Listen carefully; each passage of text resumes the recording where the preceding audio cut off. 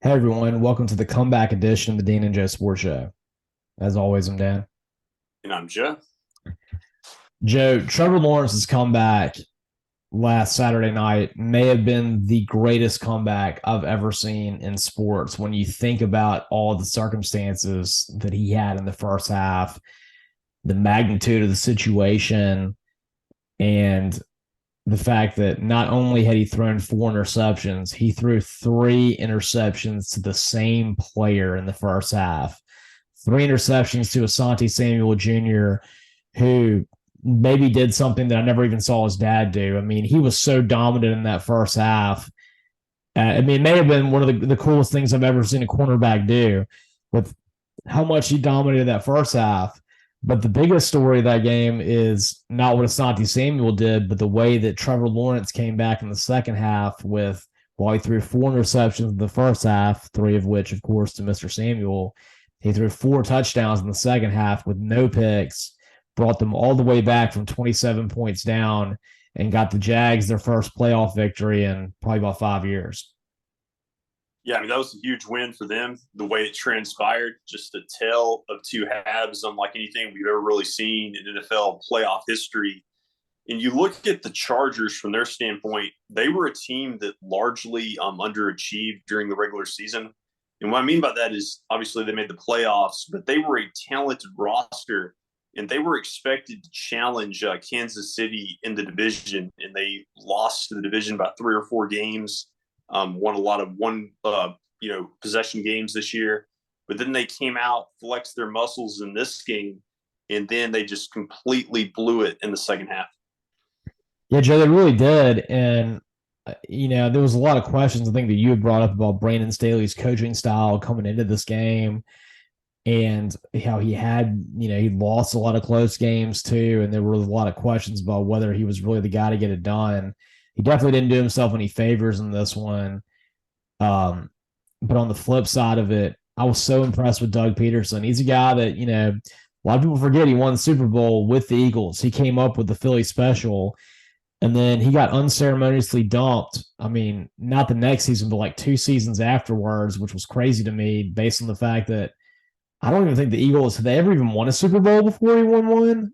I think they had played in a couple, but they had never even won a Super Bowl before. And he That's right. They had never won a Super Bowl. I still never received a good explanation for why he was fired from Philadelphia. I mean, it wasn't even like they had a terrible of a season. I mean, they may not have been going to the playoffs, but it wasn't like they had a 4-12 type season or a 2-14. Which, in my mind, if you're going to fire a coach who just won a Super Bowl, especially when you're a program that's never won a Super Bowl, it better be one of those complete meltdown seasons for you to justify me firing a guy like that.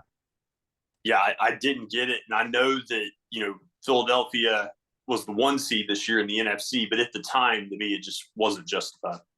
No, but what he did that really impressed me was, they had this huge comeback. They're down by 27 points. They get this last touchdown where you could kick the extra point. You got a lot of momentum.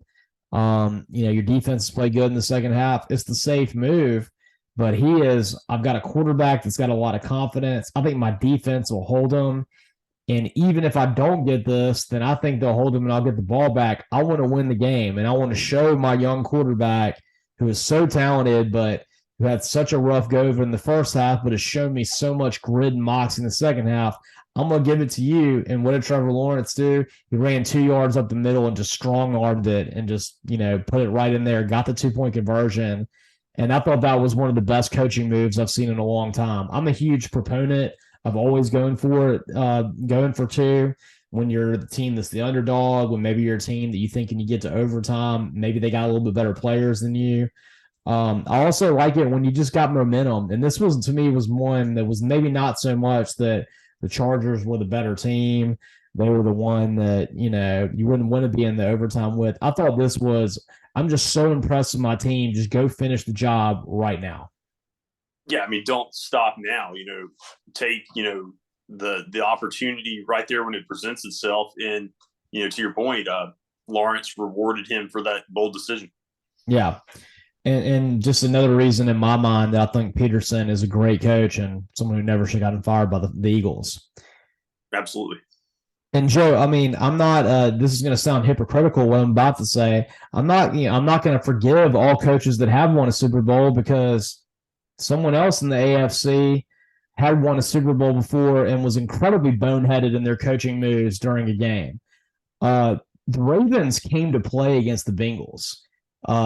Not going to hate on John Harbaugh for the way he got his players up, but he did have what I thought was maybe one of the most unfortunate and frankly just terribly stupid play calls I've ever seen in my entire life that frankly decided the game. There was no question about it. It decided the game. And you got a backup quarterback in there in Tyler Huntley who has some of the similar kind of skill sets Lamar Jackson, not to the same degree. He can't throw it as well. And of course, he doesn't have quite the elusivity that you have with Lamar Jackson. But he's actually getting a lot of yards rushing, especially to the outside. And you look at, he's got a possession, they're tied up, they're driving to take the lead at 24-17. He gets a 38-yard run, almost scores, and that was not the exception. That was not the exception of the rule. This had been happening for a while. He had scored a touchdown the previous drive, mostly with his legs, all with outside runs. And here you got this guy on the 1-yard line. He's, the Bengals defense is winded. He is killing them to the corners.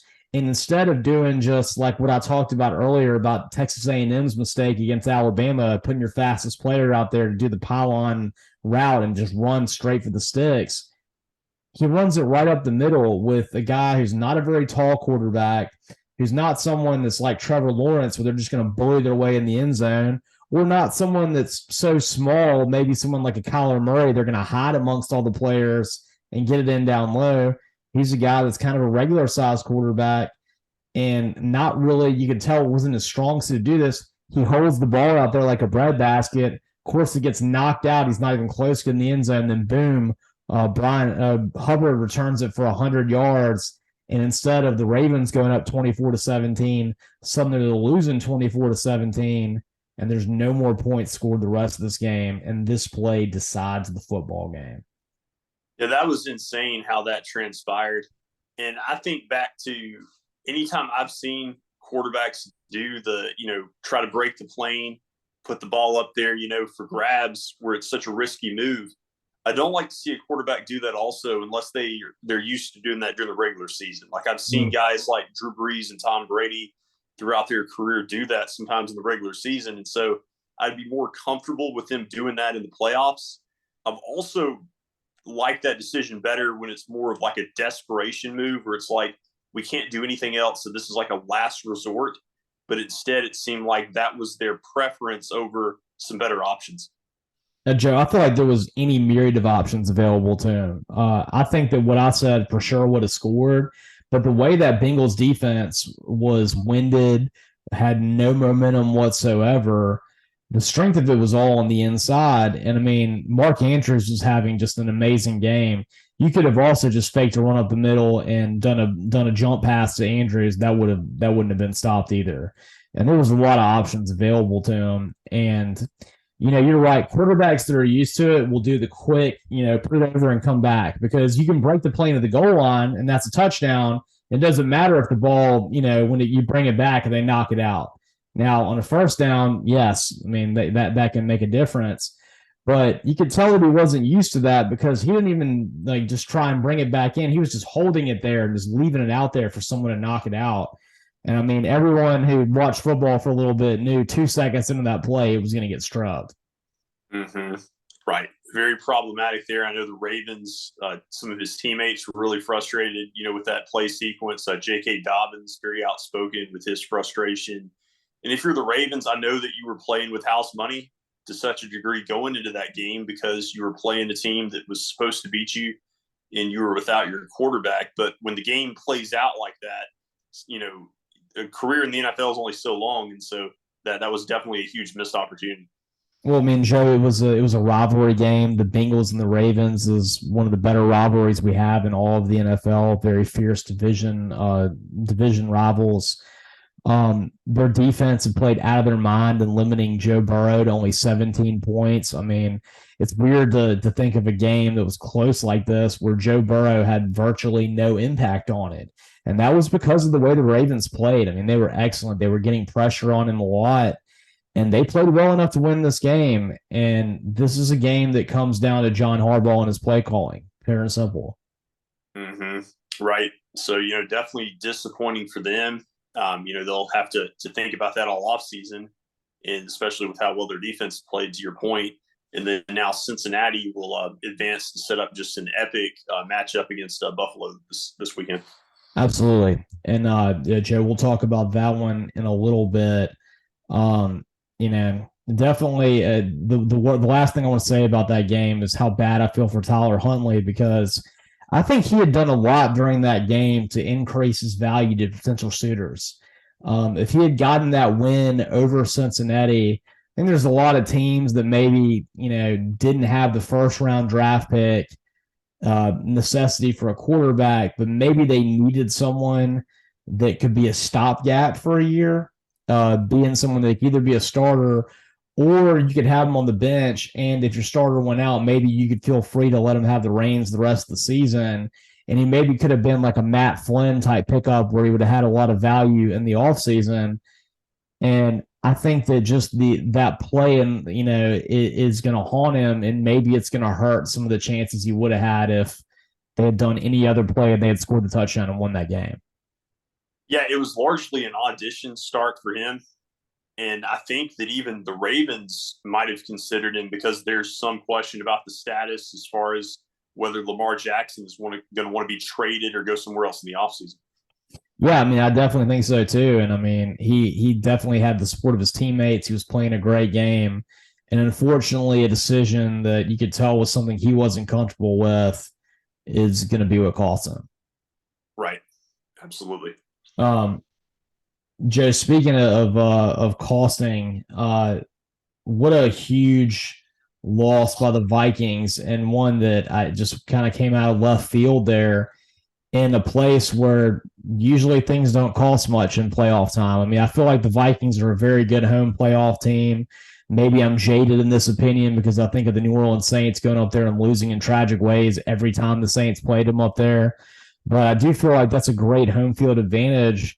And the Giants, in their first season with a new coach, have just played such good football, especially to end the year. And, I thought the Vikings would win, and I thought the Giants would put up a good fight.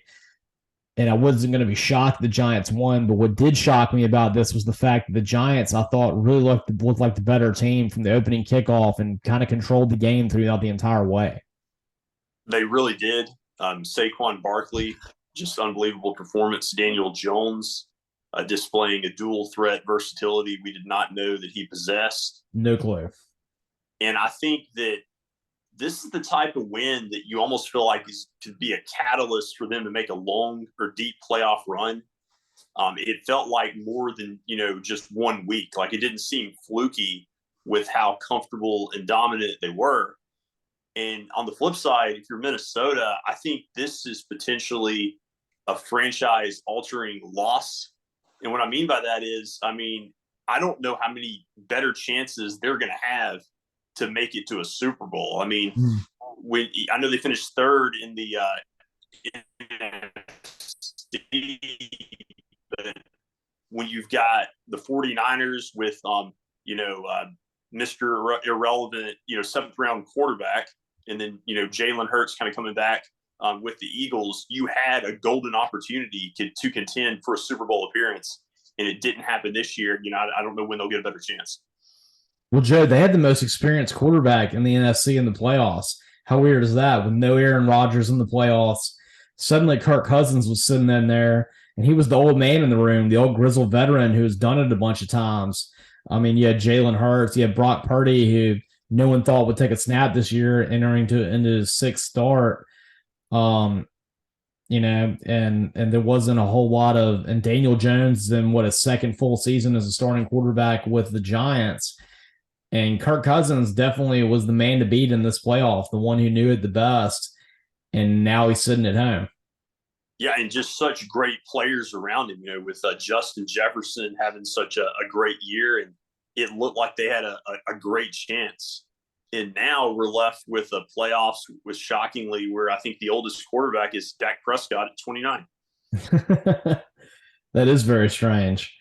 Something else I wanted to mention too that impressed me about the Giants was the fact that they were able to overcome a huge mistake by Darius Slayton. Of course, everybody knows how big of an Auburn fan I am that watches the show, that I went to school there and work with the team. Darius Slayton is someone that I've really liked. I mean, I saw him in person get the first touchdown in the 2017 game where Auburn beat up on Georgia, and probably the most satisfying game I've ever watched. And he was having a pretty good game throughout most of it. And with the chance to ice the game at the end, it was about 3rd and 15. Now, he would have had to run to get some extra yards, but it definitely looked like he had a clear field ahead of him. He dropped a really easy pass. And, of course, you could see the frustration on his face. I really liked the way the coach responded. In the NFL, a lot of times you'll see them keep their distances from people that had a rough time, or even just be outward really rude to him because it's professional sports, saying, how could you do this? But he was very consoling to him when you could see that Slayton was really upset. And credit to the Giants defense, even though that mistake happened and they gave the ball back to the Vikings, they shut him down, and I don't think the Vikings even got a first down. So I thought that was the mark of a really good team to me, to show not just elevating your player who had a rough ending to it, but making it to where his mistake meant absolutely nothing.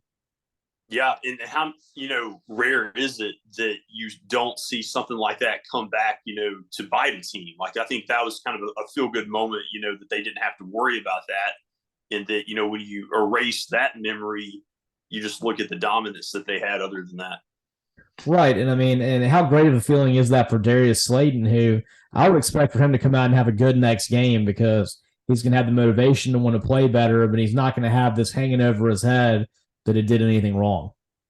Mm-hmm. Right. Joe, speaking of not doing anything wrong, how about the 49ers and Brock Purdy? Mr. Irrelevant, the last pick in the draft. Someone who, we knew he was a good quarterback at Iowa State, but we honestly never thought he'd play in the NFL. I never even thought of him as someone that I would have even considered drafting. Yet he's having just an incredible run in his first 6 games as the 49ers starting quarterback.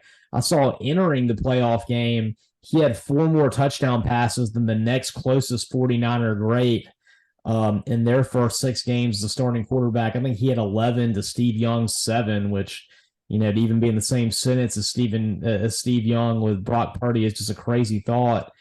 And what does he do in the playoffs? Ho-hum, he just throws for 4 touchdown passes, over 300 yards, no picks. I think he runs for about 70 and another touchdown. I mean, this is just insane how good he's playing right now. Yeah, he's on another level, and the team got better once he became the starter. It looked like he was going to be the liability, but he's just made the team better, and they've got such a solid roster. I mean, their defense is allowing, I think I saw a stat, like less than 17 points per game. They're potentially historically good on defense with Bosa and company. And then their offense, just a great offensive line, plethora of just explosive playmakers that are versatile, can catch and run out of the backfield. I mean, to me, this team's as good as anybody in football. Yeah, Joe, they're going to be a really tough out in these playoffs. And, I mean, they showed it by being really, I thought, the one favored team over the weekend that did what we thought they would do. They covered the spread. They ended up winning by 18 points in a game that was never even close. And meanwhile, a lot of these other teams that were big-time favorites, the Bengals, the Bills, the Vikings, of course, losing, they struggled, but the 49ers took care of business, though. Mm-hmm. But they really did. And, they looked dominant, and now we've got just a really cool matchup, a rematch of last year's playoff game with the Cowboys. That's right. And speaking of dominating, how about the way the Cowboys dispatched of Tom Brady in the playoffs? I think you may have picked the Cowboys last week. I know I picked the Bucs straight up in that game. I think you expected a good game. I really thought that it was going to be another one of those one-possession games where the Bucs are not the team that's better, but they just kind of hang around. and they get that one last possession, and Brady goes out and puts the dagger in. But this was a game that was not a no contest from the beginning. I mean, they shut out Brady in the first half, which it was the first time he had been shut out in a playoff game since his very first playoff game back in 2001, the infamous Tuck rule game against the Raiders, which of course that game was in snow, so we can forgive Captain America for that one. This was one where he had a bad first half. He couldn't get connected with Mike Evans in the first half. That was just, completely shut down. And by the time they started scoring in the second half, they were out of the game. And making matters worse, that was with the Cowboys field goal kicker missing 4 extra points, which I've never seen that before in my entire life. I'm sure there's probably reports on it, but is he still their kicker? Did they cut him after that game? They signed another kicker for depth. I did see that today. Yeah, because that's the kind of thing, like, the NFL is really tough on kickers. You can have one bad game, and it doesn't matter if they drafted you, if they paid money for you, they'll get rid of you. I mean, Daniel Carlson, Legatron, he got drafted, I think the highest a kicker had ever gotten drafted, out of Auburn, going to Minnesota in the 4th round. He had a bad game where he missed 3 field goals and they cut him. I mean, and now the Raiders, has been just the delight of the Raiders. The Vikings made that, quick judgment move because Carlson's gone to the Pro Bowl 2 years in a row. But that's the kind of thing that can happen. And that wasn't even in a playoff game. That was like his first game in the regular season. So to me, I don't see how you could hold on to a kicker that missed 4 extra points. Yeah, that was bizarre how that played out. Still cannot believe that either. The way I look at the game, Dan, I guess just 2 overall thoughts. On the Dallas side, just so impressed with how they played, with how their defense played, how Dak Prescott played, and maybe more pressure on him than any game in his career, and he performed excellent. And, now I think that they set up to be a very intriguing matchup against San Francisco this week, with kind of the rivalry aspect of that as well. And then on the Tampa Bay side, I think that this was exhibit A of a case study of their entire season, with how up and down they were and inconsistent. All year long, they had issues with their offensive line. They never could have enough time for Brady to throw downfield. It seemed like they had to work for everything. It seemed like the rhythm in chemistry with Mike Evans and Chris Godwin was never as good as it was the previous 2 years, which is kind of puzzling in Tampa, since they played together, won a Super Bowl together. And I feel like a lot of it is offensive line woes. And I think they really missed Bruce Arians this year with the offensive game plan. Yeah, I think that's definitely the point. I mean, we talked about it earlier with defensive coaches in the NFL seeming like not having the same level of success. Todd Bowles being a defensive guy.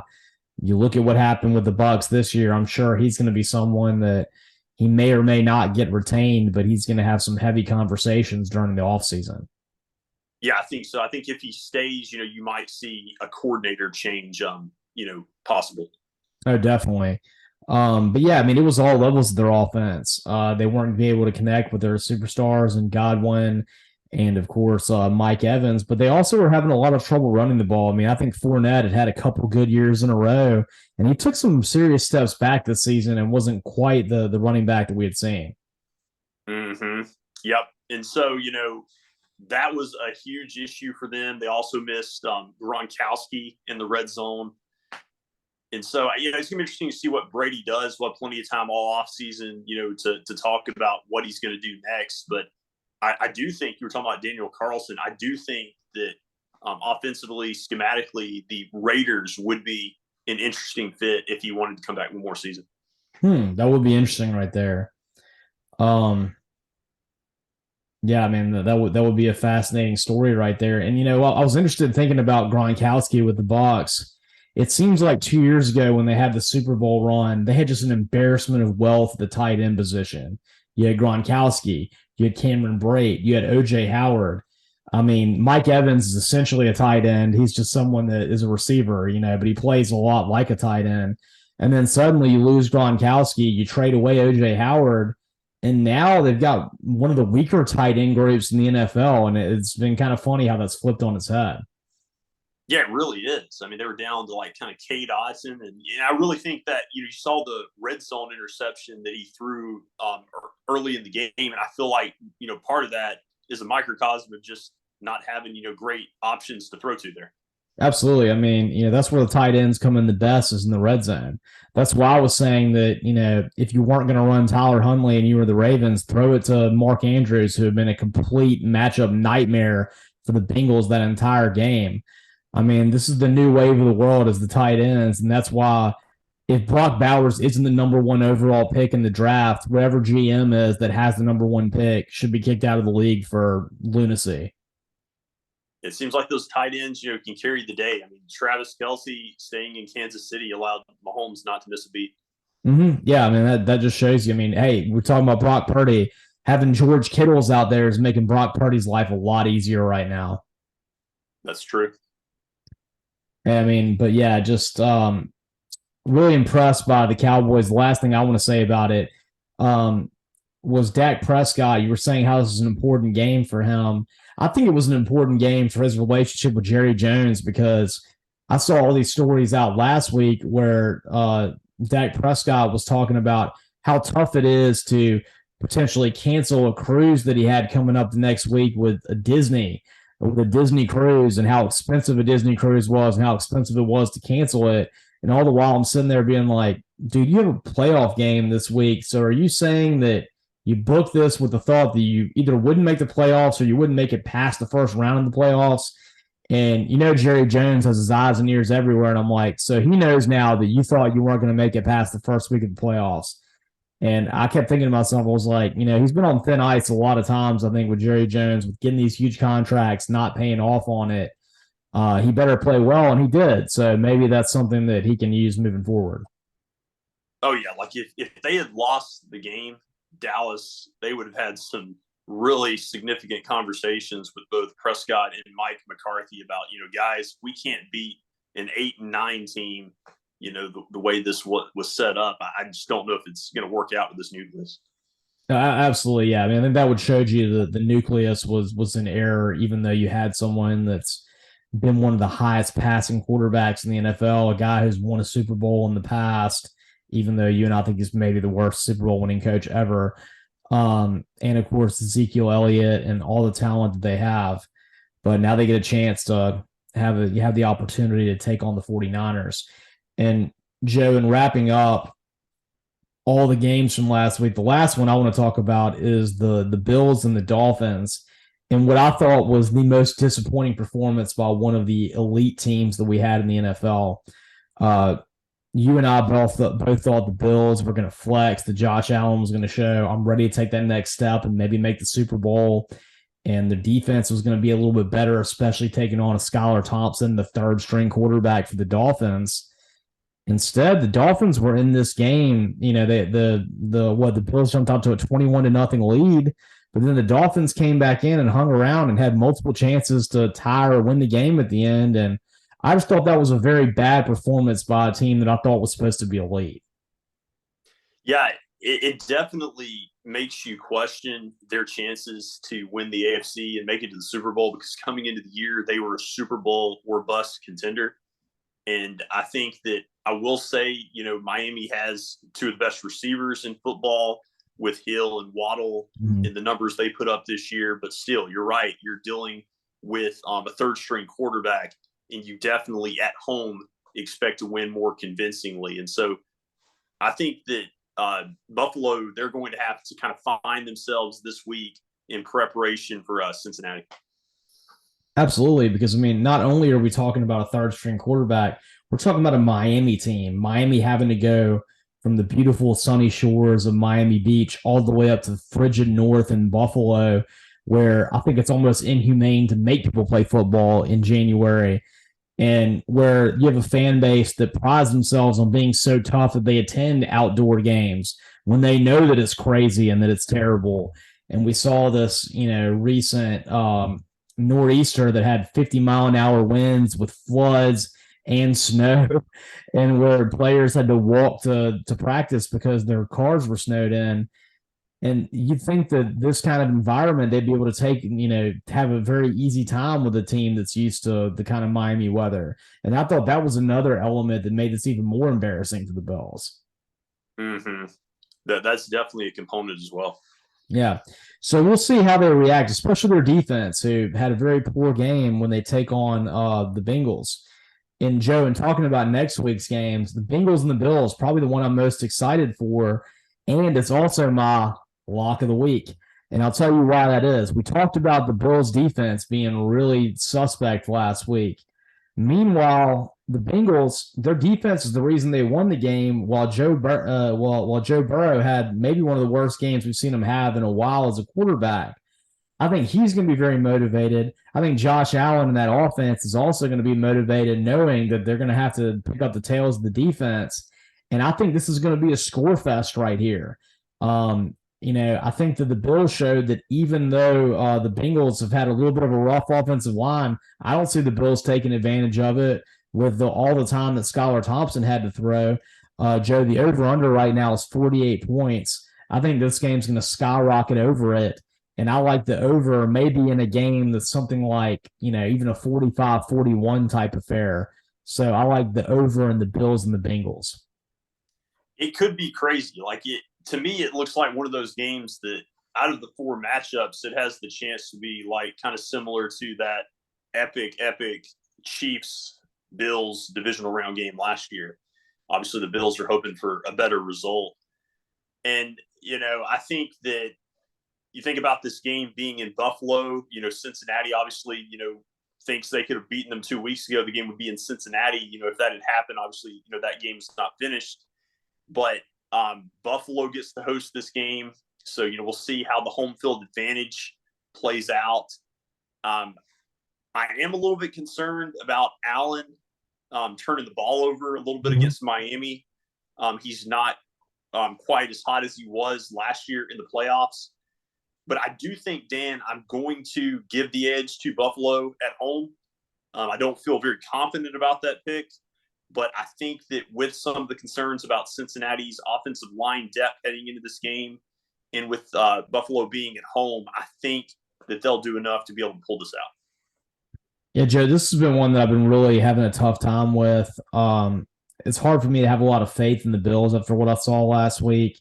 Meanwhile, the Bengals, they escaped too. They should have lost to the Ravens, but the difference that I saw between these two teams with the games is I like teams that have defenses make plays to win football games. I didn't see the Bills do it. I saw the Bengals make the game-changing play that won them the game with the strip sack, the strip on the quarterback sneak for a 99-yard touchdown. I think that it was a little bit of an aberration of, the Bengals taking on a really great defensive line with the Ravens and one that knows them well. And I think Burrow is going to have a really good game this week. I love the way the Cincinnati Bengals defense is playing. And I think that the Bengals are going to get the upset on the road in what's going to be a really exciting game because I just don't see the Bills defense taking advantage of what is still glaring offensive line weaknesses. I just don't think they're good enough. Well, the subplot is the winner, sets up a great quarterback matchup regardless of who it is. And I've said the last couple of years that I think that Patrick Mahomes, Josh Allen is the new great quarterback rivalry in the NFL. But if Joe Burrow can pull a win like this off and get another AFC championship game against Patrick Mahomes, suddenly that might be the rivalry. Well, Joe, let's talk about this game and if it even happens. We have the Jags coming off their amazing comeback. They've won 8 games in a row. And, of course, Kansas City's had a really good end of the season also. I think they've won their last 6 games. You have the Jags coming into Kansas City, into Arrowhead Stadium, which is always a rough place to play. Do you think that these cardiac kids, the Jags, that seem to be a team of destiny, are they going to be able to pull it off against the Chiefs? I think they're going to be able to make it really entertaining. I think that they can cover in this game. I think they're going to approach this with a total free shot, not expected to be here.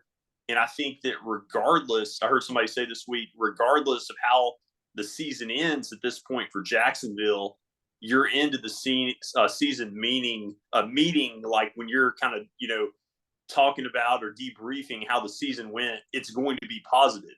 Oh At yeah. this, just how positive is it going to be? Is it going to be positive talking about a deep playoff berth, or where they've reached at this point? So a lot of positives for Jacksonville, but ultimately I think I like Kansas City in this game because first and foremost, I look at the fact that Patrick Mahomes in his career is 4-0 in the divisional round. Well, that's definitely a good stat for him. Joe, this Jags team this year kind of reminds me of the Bengals team last year. They coming in with the second year of Burrow being a starting quarterback. He got injured in the first year, didn't quite achieve the expectations that they had. Their defense started playing really good. And they barely made the playoffs last year and just kind of had some magic at the end of the year. They had to win a lot of games to get in, and they just won these close games. And I kind of got the weird feeling with the Jags. They have a little bit of what the Bengals had last year. Their comeback last week just blew my mind. I mean, it was the most impressive comeback I'd seen since I was at Bryant-Denny Stadium when the 2010 Auburn team got down 24-0 against Alabama in the first half, and Cam brought him back. I just think there's something to that, and I know this is a crazy left field pick, but I think the Jags are going to pull the upset on this. I think that they're one of these teams of destiny. They've won so many games in a row. They don't know that they're not supposed to win this game, and I think that they're going to kind of do like the Bengals last year. And I'm not necessarily saying they're going to go to the Super Bowl, but I think they have one more big upset in them, and I think this is going to be this week. That would really be quite a story if they pull that off. I do think they're going to play well and have their moments. I think if they can get it to the fourth quarter and it's a close game, that would put a lot of pressure on Kansas City, because while they have a wide open championship window, also the last 2 years, they've lost in the playoffs in kind of tough fashion. And so you got to think some of those passive demons could creep into Kansas City's mind in a close game. Also, without having Tyreek Hill, we'll see how they're performing in the playoffs without him. But I like Kansas City because of Mahomes' experience. Also with Travis Kelce, and at home, I've got to give them the edge. Yeah, it's definitely going to be a tough one, but like I said, I think this Jags team's got something special. Joe, speaking of something special, the Giants showed it last week, and they're taking on the Eagles team that has Jalen Hurts returning from injury, but not quite himself. What do you see about an upset special here with the G-men going into Philadelphia? Yeah, I think I'm taking the upset with the Giants because, as I alluded to earlier, that win against Minnesota through New York, that felt like something more sustainable. That did not feel fluky to me, and that felt like the makings of a deep playoff run. And I think that with Jalen Hurts, kind of banged up at the end of the season, they also had last week off. I think that Philadelphia is kind of coming into this playoff game a little bit rusty. I don't think they're quite in sync. And I think that the Giants are a team that's just peaking at the perfect time. Joe, I'm in complete agreement. I also like the big upset here. The Giants are a team that's rounding into form. Daniel Jones is showing that he's not only a passer, he can run it too. And I just don't think that Hurts is quite there yet to win a playoff game. The last one that we got to talk about, and we have just a short period of time to discuss it, Cowboys and 49ers. Let me know, what do you think? You think Dak is going to be able to get the big upset against Brock Purdy and the boys? I don't see it. I don't see anybody right now in the NFC stopping the 49ers. I just think they're rolling to that degree. Yeah, Joe, I like the 49ers in this one. I think the Cowboys are going to play inspired football, but I still think the 49ers are the best team in the NFL. The way their defense is playing, still at least maybe in the 7 to 10 point range. Yeah, I can see it being close. All right, Joe, and we'll be back next week to talk about these results. You can catch all of our episodes on Spotify. You can like us on Twitter, and of course, you can subscribe to our YouTube page. And as always, I'm Dan. And I'm Joe.